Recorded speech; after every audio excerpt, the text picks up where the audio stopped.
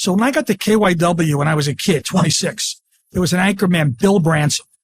He was the president of the union, 70-something years old, had seen everything. He walks in my office the first day and hands me a sheet of paper and says, "These are the 10 things that are wrong with your radio station." I look at them. I go, "Bill, give me 2 weeks." I take 2 weeks, call him into the office. And he had said to me, he was told by the last program director he could wear sandals and shorts to work. So he says to me, "You have anything against sandals?" I said, "We're radio. As long as you're not naked, I don't care how you come to work."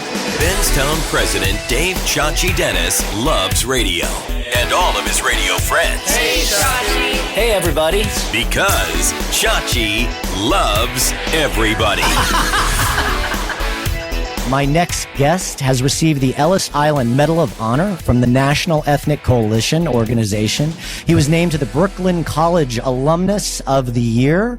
He was on Radio Inc. magazine's 40 Most Powerful People list for 9 years in a row, spending 39 years at CBS Radio and its predecessor companies Group W and Infinity Broadcasting, rising all the way to the Chief Operating Officer, overseeing all operations for the company's 117 radio stations across 26 markets. Please welcome Scott Herman. How you doing, Chachi? I'm so good, man. Thank you so much for taking the time to come here and do this. And I want to mention really quickly, first time I've ever done this podcast from the not from the RAB, but from the NAB, which is awesome. We're on the right now in the West Hall. And I want to thank Enco and Qmera for having us here. Tell me a little bit about growing up. Grew up in Brooklyn, New York. Great life growing up. Stickball on the streets, paddle ball off the curb, Little League baseball. We played sports all day long. You never had organized leagues like you have today for your kids. Right. We just showed up in the park and there were 20 people there and we just played ball every day. And I stayed local really most of my early life. Went to Brooklyn College, stayed local there, married my childhood sweetheart. And we didn't leave Brooklyn until we got married. Right into 1985 was the first time I left New York when they transferred me to KYW News Radio in Philadelphia. It's the first time I ever lived out in New York. And amazing. And before we get you moving to Philadelphia, did you fall in love with radio early? What got you into the medium? It's funny. I remember growing up, and I was a big Met fan growing up, even though I'm a Yankee fan today. Uh-oh. I was a big Met fan growing up, and I would shut the sound off the TV and do the play-by-play and broadcast the game into a tape recorder. Incredible. And I did that as young as 8 or 9 years old. But I really didn't fall in love with radio until I got to college. And as a freshman, I hated school. I was ready to drop out. My father never went to college. He begged me to stay in. He said, "Go join a club." Okay. I walked into the college newspaper and didn't like the kids there. I walked into the college radio station and fell in love and never left. And it just immediately clicked. Immediately. And was this something your parents, were they encouraging you to do and getting into the media, or did they want you to do something maybe a bit more stable? Well, in hindsight, my father was a newspaper photographer and a reporter when New York had 7 newspapers. No kidding. So this was in the 50s. And he worked for the Journal American and the Daily Mirror and the Herald Tribune. And, he made more money if his picture got on the front page. Oh, really? So he would run around and chase fires all night long. So it came naturally to you. You had some experience, or I should say, at least some upbringing where media was part of the family. Certainly the news business I grew up with. Yeah, I'd often be in the car with my father when we're racing to a fire. And I'm sure that there's some adrenaline to that, chasing down a Big story time. and being kind of in the middle of where it's happening or where the news is breaking, and especially in a city like New York. So tell me a little bit about you go to school, you get involved in the college station, you fall in love, and then do you get your first gig at 1010 Wins? So my second year in college, I went in as a psychology major and quickly changed to television radio.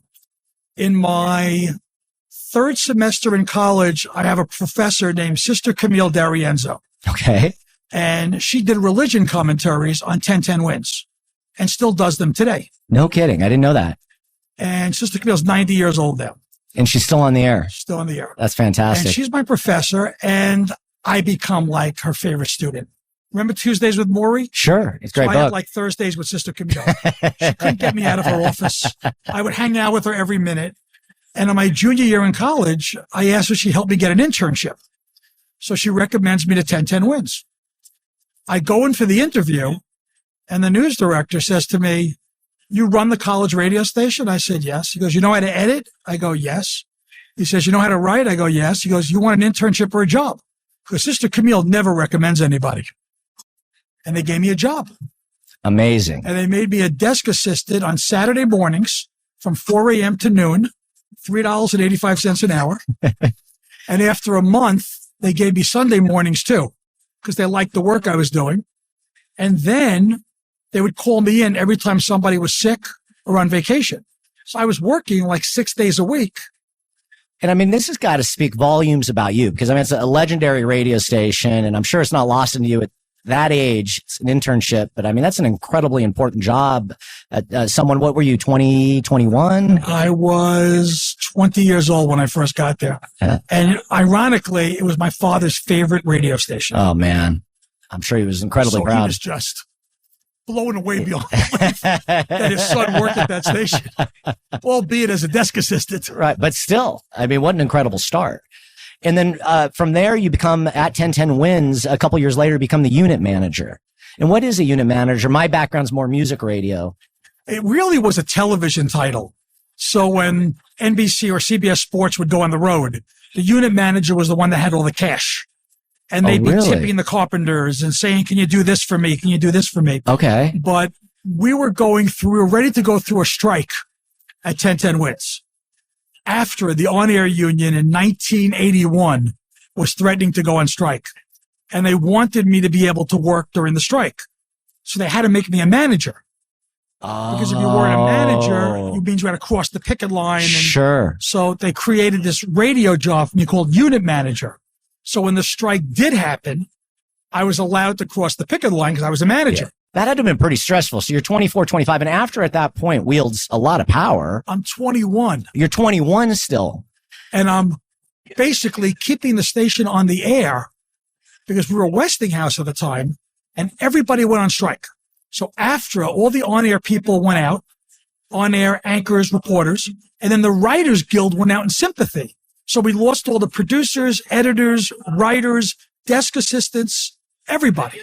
That is an unbelievable story. So who else is in there with you running the station? Every manager that Group W had. Every TV and radio station sent their managers to work during the strike. And are you doing on air at this point? I'm producing every newscast on the air. Oh my God. So basically, I'm running the board. And I'm saying to all these people sitting next to me, I shut the mic off, do a time check, read 2 stories, turn the mic off, do a time check and go to a commercial. And I'm keeping the station in format. It sounded great. Incredible. How long does this go on for? 13 weeks. That's a long strike. And I had been married 3 months at the time. So you're not home at all. My you're wife a was newlywed. coming in, bringing me clean shirts, spend the night in a hotel. She'd go back to Brooklyn and I go back to work. I had 2 days off in 13 weeks. Yeah. I mean, what an incredible support system. I should note that Beth is here with you today. You guys are married and she didn't leave you then and she's gone through all this craziness with you. She would have left already.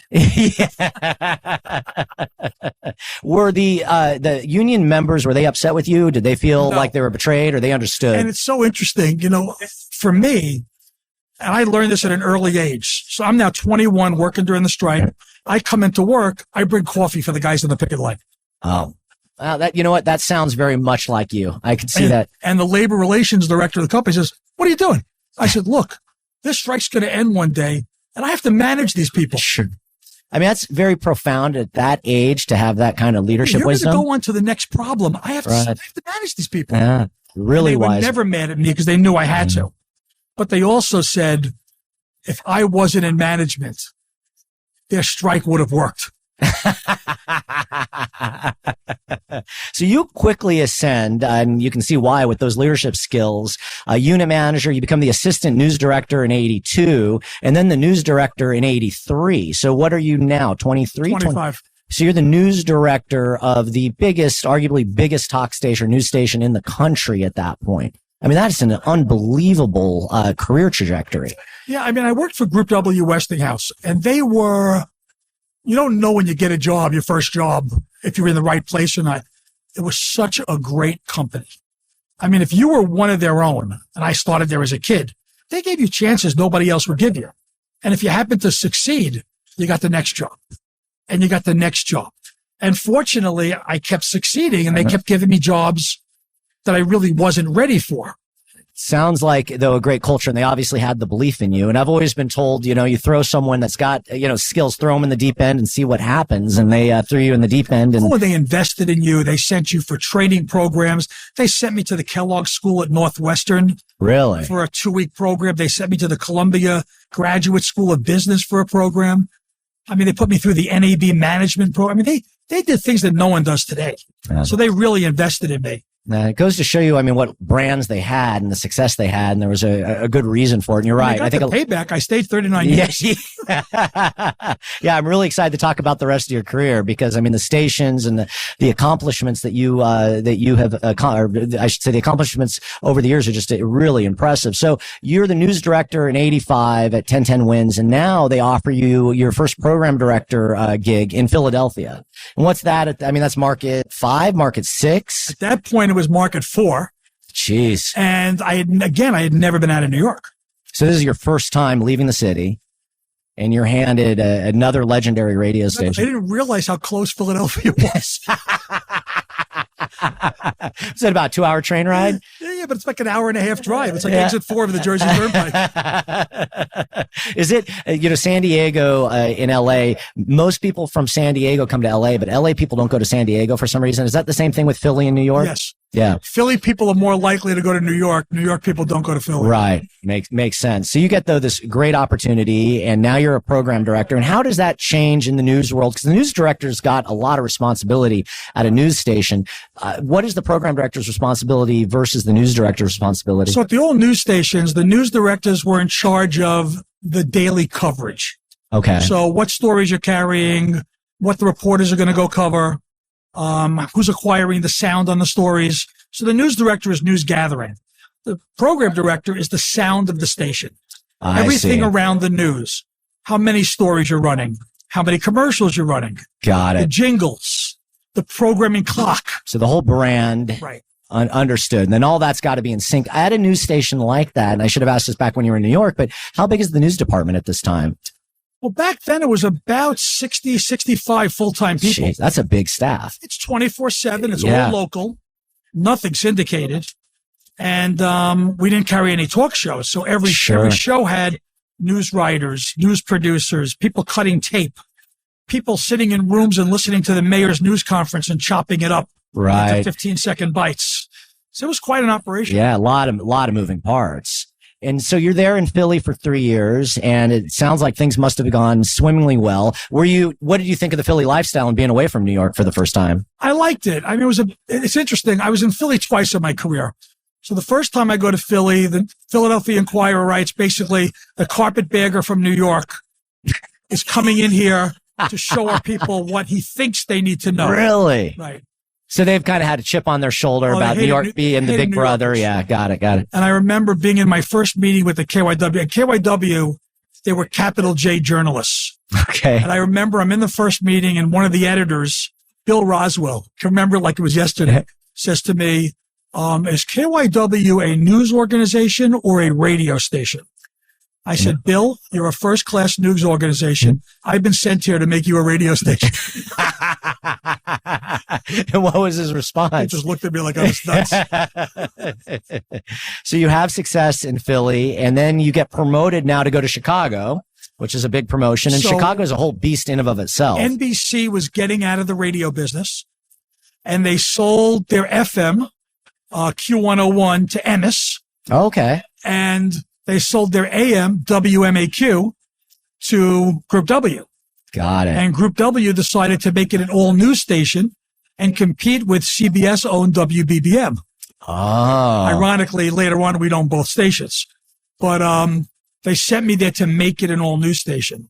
And I go down there in November of 87 and holed up in a building, 211 East Ohio. And Rob Feeder puts in his column, basically, that Scott Herman, Group W executive, is in town hiring to staff a new all-news station, and he's living at 211 East Ohio Street. No way. And every night I would come back from dinner, and there'd be 20, 30 people in the lobby with tapes just waiting for me, wanting to meet me. It was unbelievable. That's incredible. I mean, though, what an exciting time. People are that passionate about it. And I hired every person at that radio station. So you really started from the ground up with that station. And this is the first time, are you now, I mean, because you're used to being kind of at the big dog radio stations. Is this the first time that you've got to kind of take something and build it? Yes. And it was so exciting. Did you find it easier, or I shouldn't have, easier is the right word, but was it more enjoyable to try to build something versus trying to just maintain something and make sure that it continues to perform? Well, first of all, it's all your fault. There's no one to blame, like who hired that one and who hired that. It's all you. So yeah, but the company they were so excited to be buying something. Because remember, we were starting out when the rule was 777, and you could only own 7 AM, 7 FMs, and 7 TV stations, and they weren't allowed to be in the same market. And that's throughout the entire country. Yes. Yeah. So this was pre-deregulation. So trying to get a new market that you weren't in was a big thing. Sure. And especially a city like Chicago. Right. Yeah. What an exciting experience. And so you've got all this energy. You're building something brand new. You're in, I think, one of the best cities in the country. You're there for 3 years. I mean, does it go on to be really successful? It does. And we actually made BBM much better. Really? Because BBM did a lot of non-news things for an all-news station. Okay. So they carried old-time radio at night. They carried talk shows in certain times of the day. They cleaned that all up to compete with us and made it 24/7 all news. So eventually, when we owned both stations, the company decided to make the Score, the sports station, on the MAQ frequency. And have BBM be the only news station in Chicago. I see. That's a smart strategic move. But Very smart strategic move. Broke my heart a little bit. Sure, I bet. But it was the right move to do. And then they transfer you back to Philly. To do television. And now that's your first time in television. You're still incredibly young. You're just now probably cracking around 30 years old. So let's see. I went to TV when I was 90. So it was 1990. So I was 32. 32, and you're running a television station. You're the news director for, again, market number 4. And what was the difference between television and radio? I've always really been on the radio side. I did work at a radio station down in San Diego that had a CBS affiliate, KFMB. And so I'd go down there and check it out. But it always seemed that television was far more serious, and it seemed there was more brevity there. Yeah, it's not as different as you think. And because in radio, we're always theater of the mind and, creating a picture. I kind of brought a different sense. It's like I'm in TV. First thing I did was I hired a guy named Paul Gluck, who was the news director of Channel 10. And I'm the news director of Channel 3. And he didn't love being a news director. He liked all the arts and crafts. Okay. So I hired a guy that knew what I didn't know. Smart. And we were a great team. And I enjoyed the management of the news, the negotiating talent contracts, hiring the anchors and reporters, the strategic look of the show. But one of the first things I did was at night, everybody's coming back to the station to edit their pieces. And I see there's people waiting in line to get into the edit rooms. And our engineering head was a guy named Bob Ross, a wonderful guy. And I said to Bob, is there any reason why everybody has to come back? They're waiting in line to edit. Why can't we edit in the field on the trucks? And he looks at me and goes, nobody ever asked that. I said, can it be done? He goes, of course it can be done. I just put edit bays on every truck. So we stopped having people come back to the station and had everybody edit on the trucks. And so now they were able to cover more stories in a day because they covered a story, edited it, sent it to the station, went to cover another story.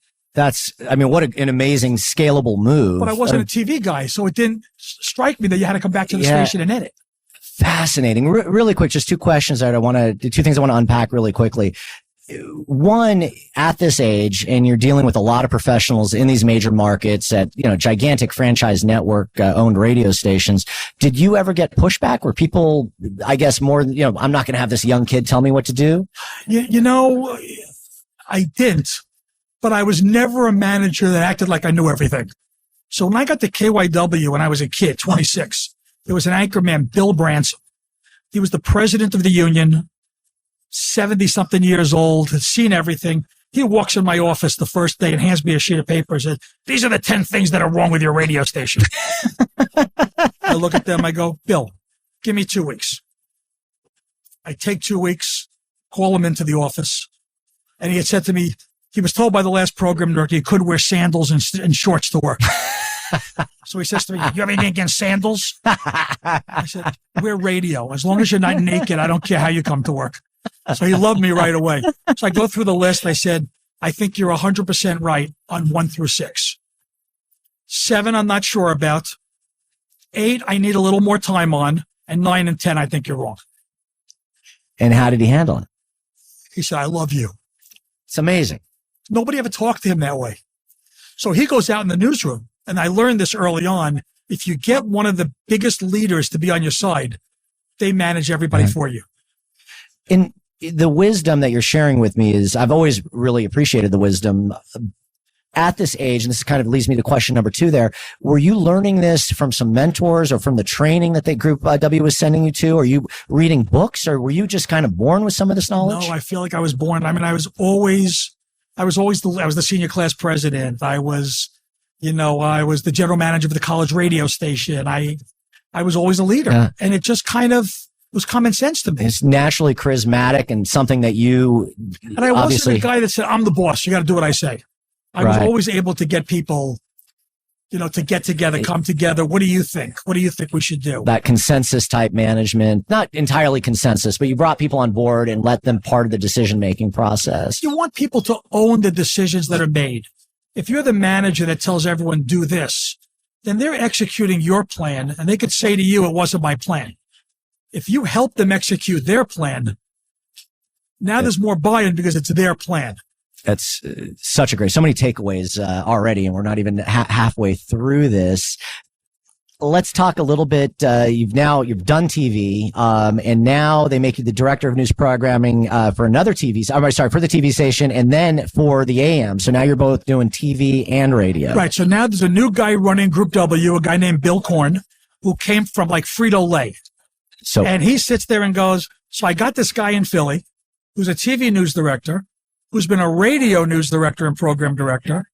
Why wouldn't I put him in charge of all the news properties in Philadelphia?" So puts me in charge of everything. The KYW News Radio, KYW TV3, the FM news stuff. I had everything. So what do I start to do? I have the TV reporters, when they're out in the street covering a story, do a live hit on the radio. I had the radio reporters come back and do hits on TV. Now I have a bigger news staff to play with, and I can cover more stories. And again, just another lesson to the way you've been able to scale and ultimately just get more output, and ultimately offer a better on-air experience for your listeners and for your viewers is, really profound. Unfortunately, when I moved back to New York and left Philly, it wasn't a job that anyone else was qualified to do, because when they replaced me with a TV news director, he didn't know radio. Oh, yeah, so I get that. So it didn't really work anymore. Sure. So you're in Philly. You've been in Chicago. You've been in Philly. And you're going to go back to New York here in a minute. But where did you enjoy? And I'm a big fan of the East Coast and these different cities. Where did you like living the most? Well, New York's home. Sure. But I loved every city I lived in. Just different experiences, different cultures. My oldest son was born in Brooklyn. My daughter was born in Chicago. And my youngest was born in Philadelphia. Oh, that's awesome. And they say when you look at your career, you look at life as it relates to your career, and such great things happened in our lives when our kids were born. I kind of liken it to the cities I was in. Let's talk about going back to New York and being now named the vice president and GM. You're back at 1010 Wins in 94. That's got to be very cool just to kind of come home again, A, because it's where you're from, but B, to come back to the station that you started at. As the GM. Yeah, as the GM, starting literally. And so many people were still there from when I was a desk assistant. Oh, man. Because nobody left 1010 Wins. You retired. Sure. So I come back and it was very euphoric. The people were so glad that I was in charge. One, I was a news guy. So there was really not many news people that became GM. Most came out of sales. Yeah, that's an excellent point. So that was one thing. And two, they knew me. And it was wonderful. Dan Mason had just become president of Group W Radio. And I was the first. When he became president of the company, he identified 2 people that he felt needed to get promoted to general manager.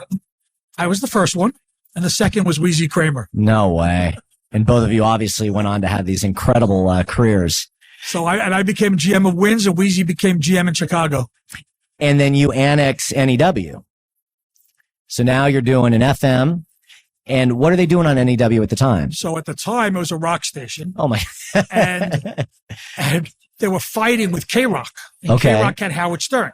Oh, sure. So we go out and hire Opie and Anthony, who had just gotten fired by Entercom. Oh, man. Was that the whole thing that took place in the church, or was that later on? That was later when they worked for us. Oh, They okay. got fired for saying the mayor of Boston was dead on April Fool's Day. Oh, jeez. And his wife didn't get the joke. I can understand. So they get fired. We hire them. Now Howard's mad that we have Opie and Anthony. Oh. So we're told by Mel Karmazin that we can't put Opie and Anthony in the morning against Howard, so we put them in the afternoon. Okay. So now Tom Chiazzano, who is the GM of K-Rock, and I'm the GM of Winds and NEW.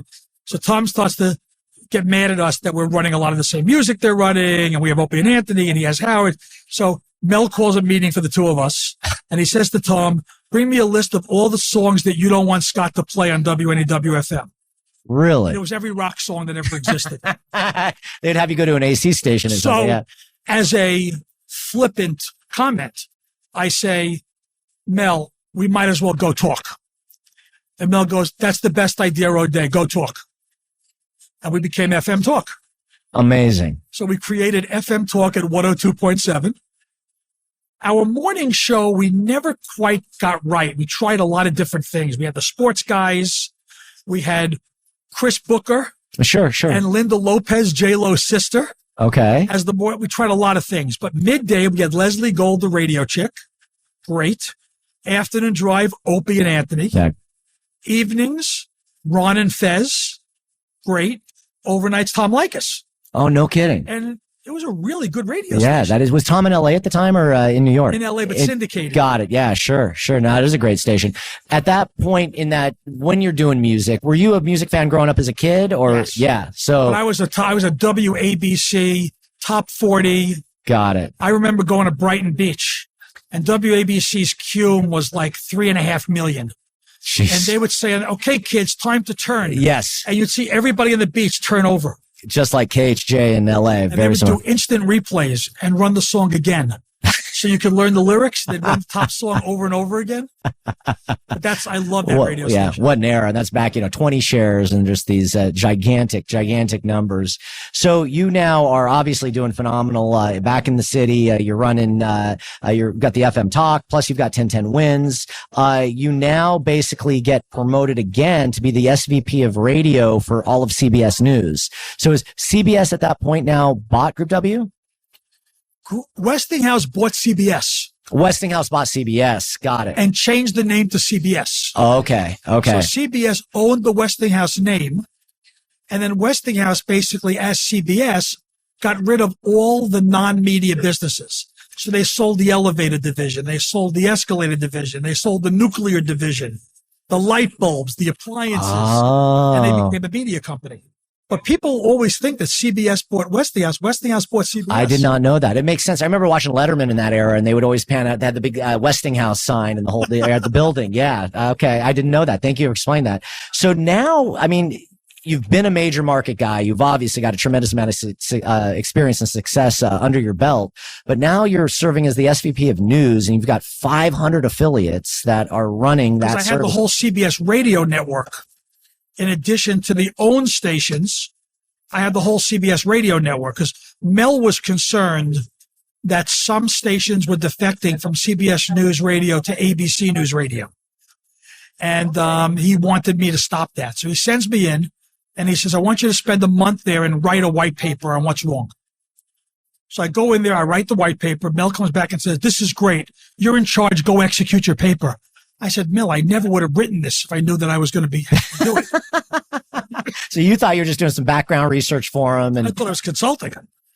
So I go in there for a year, and Mel's deal with me was go in there for a year, execute the plan, fix the network, and then hire my replacement, and then go back to Wins. unbelievable. Then I hired Harvey Nagler, Sure. who was the program director at WCBS News Radio, Yeah. and I hired him to run the CBS radio network. So Harvey's running. I'm sorry. So Harvey, who's running 1010 Wins though? While you're doing Me CBS, too. you're doing all of that. I'm running up and down 57th Street. I knew all the doormen in all the apartment buildings.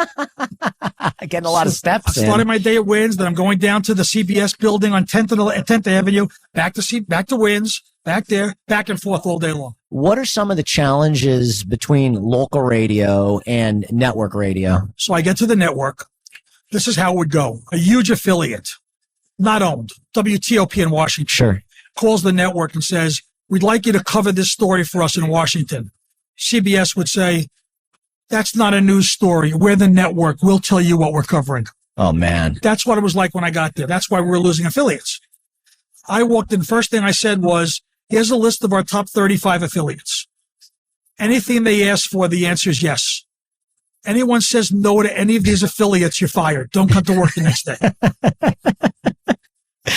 And it got turned around real quickly? Yeah. I mean, then we're there to serve the affiliates. When you're running a network news now, you told me you've got 65 employees at a major market station. How many people are part of a network? Well, you had a lot, because not only did you have the people, you had all the people, but every radio station was like your bureau in that market. Oh. So you're not only managing your people in your newsroom, which is about 60, 70 people, but you're also managing the relationships with the affiliates. So KMOX in St. Louis was our St. Louis coverage. BBM in Chicago was our Chicago coverage. And then the news director on the network side would then go out to KNX in LA to run fast. I didn't understand that that's how that all worked. That's still a lot to orchestrate. Yes. And especially in that era. How is all this audio at this point? That getting delivered via satellite? Yes. Got it.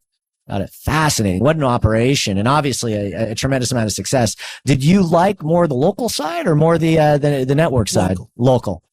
I always loved the local side. Let's talk about now becoming VP of operations for all of CBS, which happens in. Let me get this straight. So you go back to 1010 Wins. You're the GM. Harvey runs the network, and then are you overseeing Harvey at the network at that point? I did for a short time. Okay. And then they put me in charge of all the New York stations. So that was the beginning. We had at that point 5 GMs for 6 stations. So I was the only one running 2. And there were 5 other GMs. Wow. And now that was the model then. Every station had a GM. GM. Yeah, that's a lot. That's a lot of chefs in the kitchen. Then they had me be the market manager. So the other GMs reported to me. I see. And that was the beginning of one GM for the whole market. Got it. Which, I mean, that's a gigantic job and probably one of the top revenue clusters in the country. Big time. Really quickly, before we dive into you going and becoming the VP of operations for all of CBS, what was it like now to be responsible for revenue? This is kind of the first time, right? You're really on the content side and obviously a news director, a program director, but where did you get your experience to run a sales team and to ultimately, generate revenue? It's interesting. That also, I think it's easier to be a content person and learn sales than be a salesperson and learn content, because I understood the value of the content. Right. So I wasn't going to undersell the content. Sure. And who better to talk about a building than the architect? Yeah. And it sounds like you already were really good at keeping harmony. People, you're a natural leader. But that was in that era, there was sometimes a big divide between programming and the sales side. And bringing them together. Even as a news director, I went on sales calls. No kidding. When nobody else was doing it. When I was a TV news director, I went on sales calls. And I think that adds, when I would do the same when I was a program director, which I think was also unique, but I think that gave a different sense of commitment and importance to the advertisers, because they felt like. I sit there and say to an advertiser, we can't do what you're asking us to do, but let me tell you what I can do. Sure. And I think it brings that part we lose. And even on the news side, I think we're, still it's an exciting business and people want to see and meet the programming people and the content. I think there's kind of some sexiness with that. Well, then when I become GM of Wins back in 94, a lot of GMs in New York had been GMs for so long, they didn't go on sales calls. Sure. And I'm sitting there and I'm saying, I don't know what you do in this job if you don't go on sales calls. So I got to know every client in the market. I became the most visible GM in the market. And I bet it made you win. And clients would call me. Yeah. They had a problem with their salesperson. If they needed a little help, if we got a big client and they would call me and say, we're not getting the cash register to ring this week. If I had available inventory, I'd help them a little bit because they were a good paying customer. Yeah, great. It's amazing customer service. And the other, I think, benefit to that, maybe we lose perspective, is I think it also motivates the account executives because it really shows the GM's vested and you're out there and you're literally in the trenches with them, which I think is an incredible trait. So you have a tremendous amount of success. You're now the market manager for the whole CBS cluster in New York. It's performing incredibly well. And now you get lifted to VP of operations for all of CBS. There's 117 stations at that point? Well, the first thing they did was when Joel Hollander went to corporate as the CEO. So Joel was the GM of Fan. Okay. I was the GM of Wins. Joel leaves Fan to run Westwood One. Got it. After Westwood One, Joel comes back to run CBS Radio. Joel takes me to corporate with him. Okay. And the model then was, because we had a lot of markets, we had 4 regional vice presidents. Okay. And we each had a part of the country. Got so it. I had the Eastern region. So I had New York, Boston, Washington, Baltimore. Got it. Yeah. And then when Dan Mason came back to the company to be president, he got rid of all the RVPs and put me in charge of operations for the whole company. I see. So Dan's president, you're overseeing all the operations. And But that was funny. I get called, Joel leaves. I get called to corporate. I think I'm getting fired too. And I say to the head of human resources at the time for CBS, so what's my package? She says, what are you talking about? I said, I assume you're fired. He goes, you're not getting fired. Dan Mason's coming back. I said, really? He goes, yeah, you're the only one he wants. Really? So Dan eliminated the RVP roles, and we actually reassigned 2 of the RVPs to run markets. What an endorsement. How did you and Dan originally connect? I was the first GM he promoted, and I did a great job for him. And he just knew that you could ultimately deliver. I mean, Dan and I have been linked like this our whole career. And Dan really, management understood because Dan's a programming guy. And that was really kind of his start as well. So it's interesting that both of you are operating and, right? Is that how Dan started, was programming, or am I mistaken? Yeah. But Dan was also running Cook Inlet before he came to Group W. Okay. So he already had, and he was already a GM. I see. Got it. He was a GM for Cook Inlet and then ran the group for Cook Inlet. And then Cook Inlet sold to Infinity. Okay. And then Dan came. So he had already been a group head. But yeah, Dan put great trust in me when he gave me the biggest radio station in the country when he made me a first-time GM. Yeah, that's just amazing, and especially at the age that you were. And he obviously saw something, and he was absolutely right. What now? I get it. New York's huge, and you've got the network experience, but this is a different animal. It's 117 radio stations. You're talking hundreds of millions of dollars in revenue. You're dealing with all these different personalities. What is all that like? Just, is it something that you're really excited about? Are you nervous about? Or I've never really been nervous. I was excited, and I would tackle each market. My big thing was when I went to a market, I kind of shut my phone down. And I was in that market. Because one thing I heard was regional vice presidents in the past would come into a market, lock themselves in an office, and not talk to anybody. Interesting. I made it. When I was in the market, I got to know the talent in the market. I got to know the salespeople in the market. I got to know the clients in the market. So you're really in the moment. You're just an amazing connector. And their relationships I still have today. We have our Broadcasters Foundation golf outing. Sure. Sunday morning, Chet Buchanan, the morning guy in KLUC in Las Vegas. Yeah. Chet's still my friend. He was a morning talent for me when I come visit Las Vegas. Which is amazing, that connection, and just the fact that you continue to maintain those relationships. When you're running and you're in this position, how much of the time are you on the road? Are you visiting these markets versus being back home in New York? A lot. I was probably on the road at least 3 weeks a month. And usually Tuesday, Wednesday, Thursday.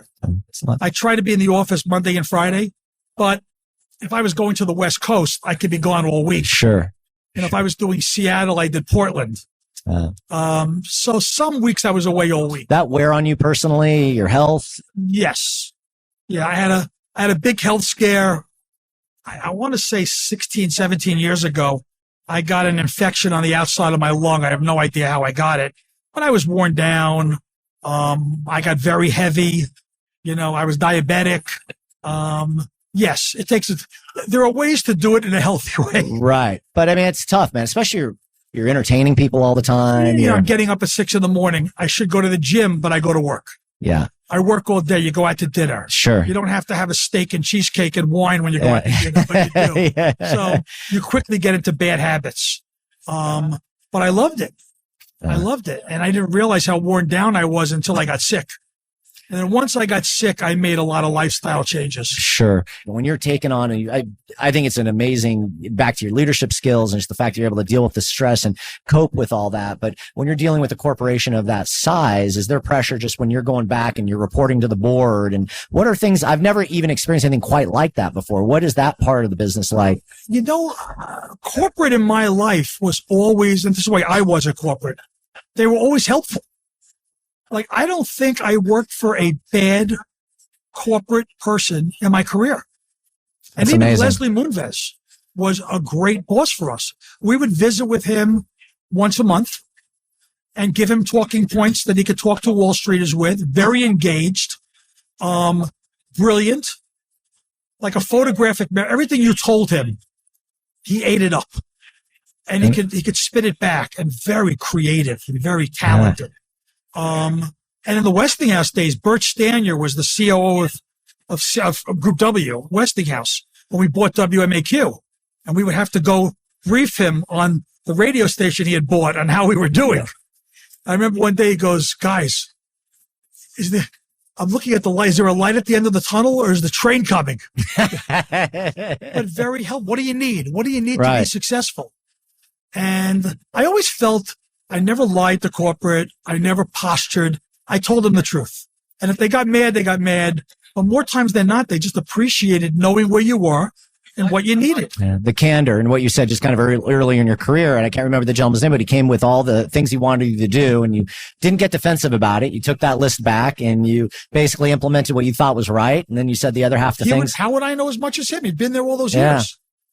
So it's really, and that was my style when I was managing the company. Yeah. It was hire the best people, pay them well, block and tackle for them, and let them do what they have to do. How did you handle, a lot of times you just wake up in the morning and a fire is burning that you just never expected. The Opie and Anthony, or you've got a high profile morning show that's melting down for whatever reason, or some of the incredible programmers that you had working around you, like a Kevin Weatherly. And how did you manage all these different personalities and deal with those fires? You really put yourself out there to be a conduit for their success. Again, I'm not going to tell Kevin Weatherly how to program an alternative rock station. He's the king. What do you need? Now, they all wanted marketing, and you couldn't afford to spend marketing everywhere. So you're counseling them on, how do we get free marketing? We own K-Rock. Everybody wants to be part of the K-Rock brand. So how do we use that to get free marketing? And you kind of brainstorm those kinds of ideas, to almost kind of like product placement in kind of the way of getting free marketing, kind of. I love your leadership model, or your leadership style, I should say. It just seems so inclusive, and you want people to be part of the process. I think it's very different, candidly, than unfortunately a lot of way that things are managed nowadays. And I wish there were more of you, quite frankly, Scott. You've worked now with Karmazin, Dan Mason, Les Moonves. I mean, all these again, big personalities that have to navigate. You've gotten along with them all so incredibly well. And then I don't know, unfortunately, whatever the word, what happens is the CBS decides then to sell to Intercom. And talk me through that. I mean, that being at a company for 30 plus years, and even though you had different management companies and all these things, that was definitely kind of a different type of transaction. And so it was the only time in my career I was on the wrong side of a purchase. Yeah.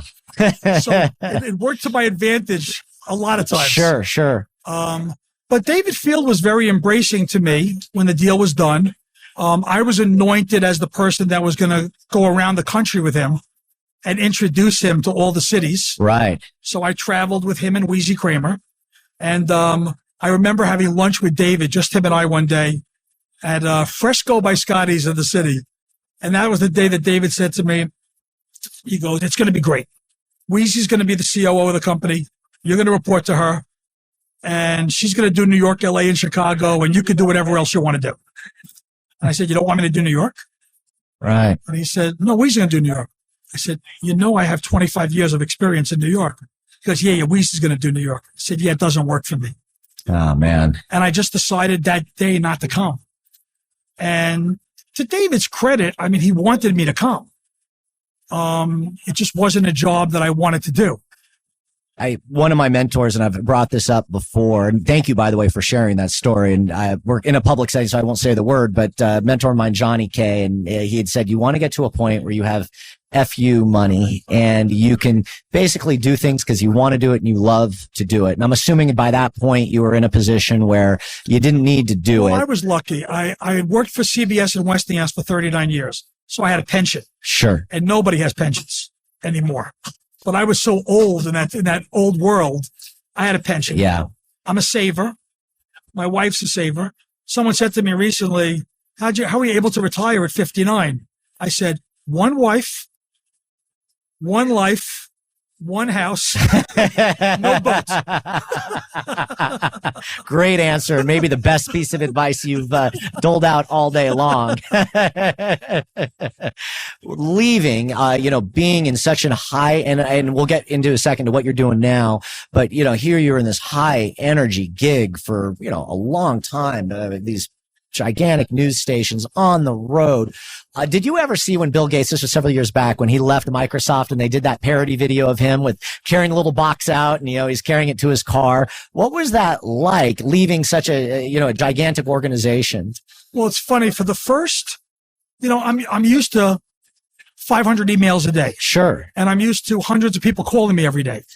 And I'm on all these boards. I was on the NAB board. I was the RAB board. So for the first month, it felt like I was on vacation. And then you realize this is happening. Right. And I will say, Mary Berner reached out to me. Bob Pittman and Rich Bressler reached out to me. Wow. Jeff Smulyan reached out to me. And Jeff Smulyan said to me, just tell me what you want to do and come do it here. Jeff, by the way, the two of you remind me a lot of each other. I have so much respect for him. Mary Berner said to me, you know what's amazing about you? I go, you mean I stayed at one company my whole life? She goes, no, that you were promoted 14 times. Now, I never knew that. I didn't know that either. She said, you were promoted 14 times and you worked for all these CEOs. Not only did they promote you, they never fired you. She goes, I think that's amazing. So Mary was very gracious to me. And Rich Bressler said to me, just tell us what you want to do. If you want to do a little, we'll put out a press release and say you're with us. You want to do a lot, we'll give you a job that does a lot. Just we want you here. I just wasn't ready to delve back in at that point. I get it. You've got grandkids. I know you've got some hobbies. I want to get into your board work here in a second. Do you ever think about maybe possibly going back? I mean, I think you could do, as you just described, you could probably go to any of these companies. Here's my line when I'm asked that. My heart wants to come back. And then my mind says to me, I haven't heard anything that's better than doing nothing. Great answer. And so understood. Talk to me. You are the chairman of a fantastic foundation, the Broadcasters Foundation of America. By the way, I'm going to give you some crap for making the breakfast at 7 a.m. tomorrow, but that's an early wake up call, Scott. Yeah, it's hard to fit everything in when people want to leave and go home. Yeah, I get it. Well, I will be there. Very excited about it. But talk to me about the Broadcasters Foundation of America and what you guys do. So I was on the board when I was working and very involved. I was the vice chair while I was working. And then Phil Lombardo approached me, the chairman emeritus. And Dan Mason was the chairman, and he was ready to, it's 1-year terms, but Dan had done 4 years and wanted to do some other things. And they wanted me to replace Dan as the chair of the foundation. And the timing was kind of right for me. Sure. And I did that. I agreed to do that. And then Jim Thompson, who was our president, who I've known from my Westinghouse days since 1985, we worked in Philadelphia together, was our president.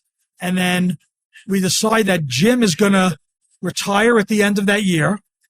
We're going to bring in a new person, work with Jim for a year, and then Jim would transition to a consultant role. We hired Tim McCarthy.